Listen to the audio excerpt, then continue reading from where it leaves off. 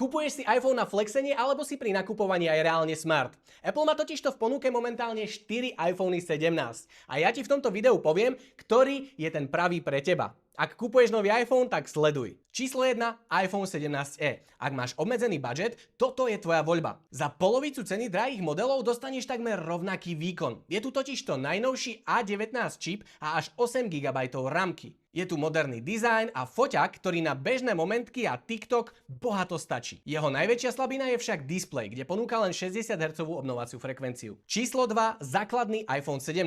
Toto je telefón, ktorý by si malo kúpiť 90% z vás. Máš tu konečne plynulý 120 Hz displej a dva skvelé foťáky. Ja naproč úprimne aj tak nevyužívam telefoto objektív. Máš tu čip A19 a 8 GB ramky, takisto ako v iPhone 17e. Teda skvelý výkon a dovolím si povedať, že toto je najrozumnejšia kúpa zo všetkých iPhoneov momentálne. Číslo 3, úplná novinka iPhone R. Toto je čistá štýlovka a moja srdcovka. Je to najtenší iPhone, aký kedy Apple vyrobil. Má rovnaké vnútornosti ako iPhone 17 Pro, teda čip A19 Pro a až 12 GB ramky. Telo je zo skla a titánu, je tu krásny XDR displej so 120 Hz ProMotion a baterka vydrží mne osobne celý deň, ale chýba mi ultra široký objektív. No a číslo 4, iPhone 17 Pro a Pro Max. Ultimátny flex, ale úprimne, toto je zbytočný luxus. Má hliníkové telo a 3 foťaky, ale na bežné scrollovanie netu, odpisovanie na správy je to jednoducho overkill. Vyzdvihujem jeho baterku a samozrejme kamery, tie sú proste špičkové. Ak hľadáš jednoducho to najlepšie, tak toto je iPhone pre teba. Ktorý by si vybral ty? Daj mi to vedieť do komentu.